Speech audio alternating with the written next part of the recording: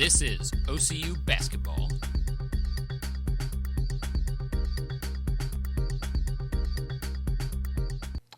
Welcome to OCU Basketball. I'm Sam Henry. Today we're talking about OCU basketball as Natalie Griffin will be interviewing color commentator Andrew Himes. But first, we're here with OCU basketball coach Dion Phelps, who is coming off a home victory against conference rivals USAO. Welcome back, Coach. Thank you. You guys had a big comeback last Saturday against USAO. How'd you guys pull it off? You know, I think a lot of it happened in the second half. We had a couple of our guys, our top three guys, really caught fire in the second half scoring-wise. Like Gary Inglet always does, he's always attacking the offensive glass, and that really helped us. But when you have R.J. McGee, Theron Chilton, and Gary Inglet all on the same page offensively, we could be pretty explosive. Mm-hmm. And like you said, you had a number of players with tremendous performances on Saturdays. Let's take a look at some of those highlights. Okay. Here you can see Gary Inglet getting the ball on the low block, which we wanted to establish his presence down low. I mean, he's a very physical player, and he can finish those kind of baskets. You have Theron Chilton attacking the basket, weaving in and out. Does a great job when he can get the ball, push the ball up in transition. Another transition play, finding R.J. McGee in the corner. Got Theron and R.J. again with a penetration pitch, R.J. on a shot fake type finish. Now here we had Reed coming off a ball screen and hitting one of a mid-range jumper. We saw some things that we thought we could expose. Another penetration opportunity with one of the freshmen, Dunbar, hitting a jumper in the corner. And like I said earlier, isolating the low block when we had opportunities, we really want to take advantage of that and dim a size. We got another interior post feed and got Yvonne Jelenic down on a low block, and those type of things help us take that lead to another level. Here we just had a couple of passing game type opportunities and got Evan White a wide open jumper at the top of the key, and then once again you see Gary doing what he does best, just attacking the glass. Good strong finish, and there he is again, following up on every shot that goes up on the glass. Great pass by R.J. McGee in transition. Great find. And then once again, R.J. McGee showing so much balance between shooting from the perimeter and attacking the basket. Good, once again, another great high-low feed, finding Dema on the low block and in the middle of the paint. So we have to do a good job. And what Dema does best is block shots, which when he does that, it gets us out in transition. And those, like I said, those three guys, when they're in transition, they can make really good decisions. And one of the strongest performances from Saturday, Theron Chilton had a big game with 20 points and 7 assists. Let's take a look at some of his highlights. As you see, Theron's he's pretty special when he gets the ball out in the transition. I mean, his decision-making, his ability to finish at the basket, he does a great job of that. And he's such an unselfish player. Right here, as you see the alley-oop to R.J. McGee, his feel for baseline penetrations and opportunities, watching the defense, seeing where they rotate. He's probably one of our better players moving without the basketball. Mm-hmm. And another impressive performance from Saturday was Gary Inglet, who had a double-double with 19 points and 16 rebounds. It was a big night. It was a really big night for him. I thought he got started off a little bit slow in the first half, but his energy, I mean, it's unmatched some nights. He has a nose for a rebound. I think he has this philosophy that if he goes after every rebound, he'll get at least 10 to 15 of them. So he's really helped us out in that area. Being able to get rebounds like you see there, pushing it out in early transition, fast break opportunities. He's a warrior down there. I mean, he's someone that people have to pay attention to. Mm-hmm. Thanks for coming in, Coach. It was a pleasure having you today. When we come back, Natalie Griffin will be here with the voice of the Stars basketball, Andrew Himes. Stay tuned. I don't work a 9 to 5, but I have a job to do. I don't wear a tie, but I still wear a suit in my court. My field of work isn't average, and my time around the water cooler is limited. I work overtime, but the payoff is worth it. I don't work a 9 to 5, but I have a job to do. I'm an OCU athlete. I'm an OCU athlete. I'm an OCU athlete. I'm an OCU athlete.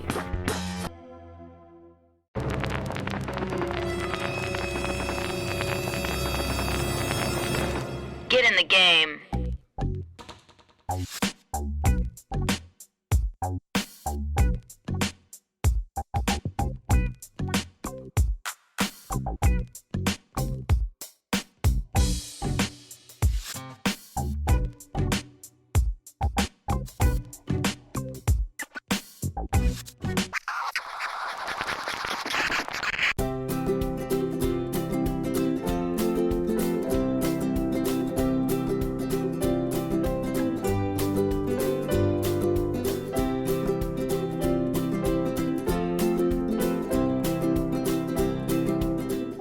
not about hugging trees. It's about keeping Oklahoma beautiful. To learn more, visit keepoklahomabeautiful.com. OCU is that open shot to a winning goal. Countless rehearsals for one flawless routine. Learning to serve before trying to lead. Learning a language everyone can understand. OCU is Me. Me. me. I'm OCU.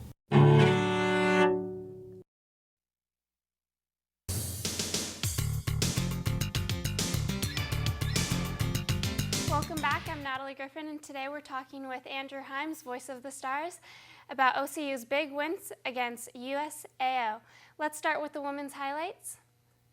And what do you think?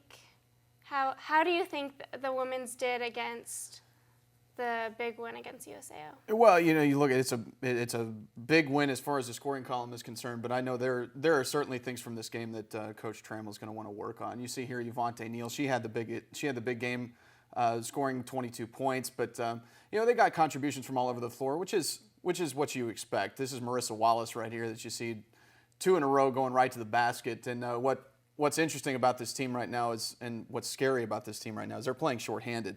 They lost. They're against USAO. They were actually down 2 starters from the beginning of the season. Markeisha Johnson was lost for the year with a knee injury, and Ulimatu Koulibaly is the starting post player, and she was lost with a knee injury as well, just for a couple of games. So Marissa Wallace comes in, and when you look at this team and you say your backup post player is going to come in and get a double-double 2 games in a row, that's terrifying for opponents. And, so while it wasn't maybe the most impressive win of the season for the Stars, they certainly got it done. They got contributions from all over the place. Yvonne Neal was the leading scorer, but, you have weapons like Rateska Brown, who's the leading scorer for the season on the team. Janae Borum is leading the country in assists right now. The team is the top assisting team in the country right now. There are so many weapons on this team. And, so even when you get a performance that's maybe not what would be up to the coaches' standards, it's still enough to get the big win over USAO this weekend. Awesome.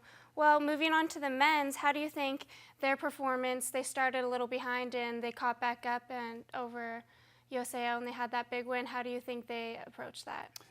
Unfortunately, that's been a little bit of a trend for the men's team. They tend to be a second half team, which is fine as long as you are a second half team on a consistent basis. They do tend to fall behind a little bit to start the game, and they did that again. And I think even Gary Englert addressed that in the post-game interview after the game. They're definitely a second half team, and they came out and did that. What was great about this game was all 3 of what you might call the big 3 of this team really put together solid performances. RJ McGee was coming off of a game where he scored 0 points against St. Gregory's the day before, and he comes out and scores 20. And, you had Theron Chilton with a big game I think he had 20 points and 8 assists. And then Gary Englert obviously was doing Gary Englert things and got 19 points and 16 rebounds, which is absurd, but that's kind of becoming the norm for Gary so far. Good shooting performance, and that's Jonathan Reed right there that you see putting in that basket. And Jonathan's not a scorer. He's a pass-first point guard, so anything you can get out of him is bonus. And then Lou Dunbar, he's a freshman on this team, but has really come in and performed well from the perimeter. And big games from the post players. That's Demas Sané right there getting inside, and then here's Ivania Lincic. Both of those guys come in. Dema had a good first half, coming in scoring 7 or 8 points in the first half, and Yvonne was scoreless in the first half and comes back in the second half and ends up as a double-figure scorer. And for the second game in a row, he also hit a 3, which is that's bonus points right there. And there's Evan White, an excellent 3-point shooter, and Gary Englert, again, doing Gary Englert things right there, just flying in, one-handed rebound and an up and under follow shot, and then following in on the fast break right here. A good second half performance. They put together a nice run, really started to do the things they need to do, move the ball around, find the open player. And fortunately for them, everybody was hitting. And, you come into this game and you find a lot more bench production than they had the game before. The game before against St. Gregory's, they scored 94 points as a team. They had 2 points off the bench, 92 points from the starting 5, which is great. Don't get me wrong, but you're looking for more production off the bench, and that's what they got against USAO. They fell behind a little bit in the first half, and USAO was really shooting the ball well from the perimeter. They had a couple of guys who couldn't miss in the first half, and able to keep their composure and come back and secure themselves a nice win as we head into the postseason play. It was big, and they've won 9 of their last 10 right now. Yeah. The problem is going to be when we come into selection time for the national tournament. The NAIA works a little differently than the NCAA does, and there's not as much of an eye test, so to speak. And so these wins are going to be important. Basically, you need to find yourself in the top 25 going into the conference tournament time to be considered for the national tournament. And they're sitting there right now. A big game on Thursday night this week at Southwestern Assemblies of God in Waxahachie, Texas. Those two are right there with one another as far as the national rankings are concerned. OCU's was 24 last week, and Southwestern was just outside the rankings. So this game on Thursday is going to be big for the Stars. Great. All right. Thank you. Now we're going to take a look at Allison Worsham, a field reporter, talking to the 2 key players of the game. What motivated you to get all those rebounds and get after it? My teammates and my coach told me at halftime if I didn't step it up and wake up, they was going to put me on the bench. So I just woke up in the second half. Yeah, well, that's awesome. I understand that first half didn't go exactly the way you guys planned. What did the coach say to kind of motivate you guys for second half to get out there and change it up? Not really a whole lot. I mean, we're kind of a second half team. We always get down the first half and we find a way to fight back in the second half. So we knew what we had to do when we went in the locker room. So USAO is a huge rival for you guys. What makes that rivalry so strong? What always makes it such a good game whenever you guys play against them? The battling, like the physicality. You know, they bring it all the time, and we're going to bring it, so it makes it a good rivalry. All right, well, we want to thank Andrew Himes for coming in with us today, and we also want to give a special thanks to the people who helped on the project. Caleb Howard, David Candy, and Mike Ketcherson. All right, thank you for being here with us today. After the break, Sam Henry will be with us talking about the upcoming Star Athlete Games. Don't go anywhere, and we'll also be handing out the big player of the game. Hello there, folks. It looks like a beautiful day today at Oklahoma City University. On the north side, we have a 100% chance of support and hard work as the sports teams make some wins. And on the east side of campus, there's a front of beautiful music and performances coming in, so you can look forward to that. And on the south side near the quad, we're seeing a high chance for students relaxing and soaking up the sun. I'm seeing some hammocks too. And on the west side is getting a strong breeze of Z's. Students in dorms catching up on some sleep after some schoolwork. I'm Cameron Calloway. Enjoy the OCU weather.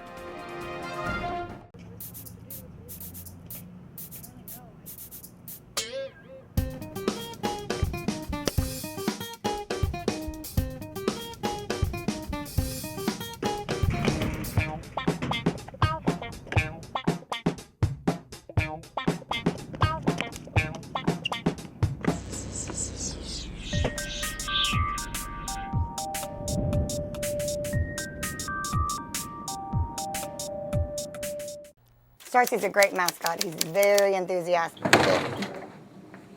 Sometimes his animal instinct takes over, though.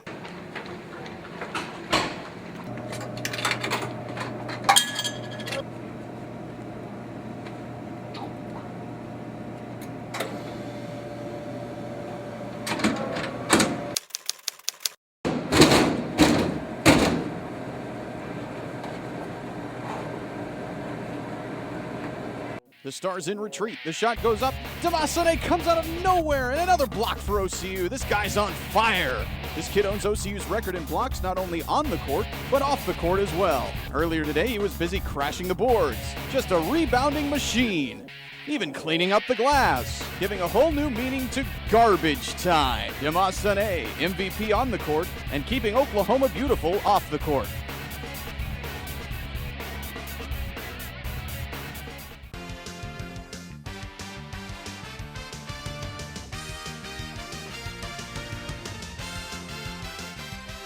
Welcome back to OCU Basketball. I'm Sam Henry, and I'm here with Natalie Griffin. Now it's time to introduce our mass communication player of the game. And the mass comm player of the game is Gary Inglett. Inglett had an impressive double-double with 19 points and 16 rebounds, and that's why he's our mass communication player of the game. Now let's take a look at the upcoming events on the OCU athletics calendar. Women's softball, Tuesday, March 3rd versus Mid-America Christian at Ann Lacey Stadium. Tuesday, March 10th versus Texas Wesleyan at Fort Worth. Men's golf, Monday, March 2nd at San Antonio. Women's and Men's Basketball Sooner Athletic Conference Tournament, Wednesday, March 4th, Saturday, March 7th. Until next time on OCU Basketball, I'm Natalie Griffin. And I'm Sam Henry. Thanks for being with us today.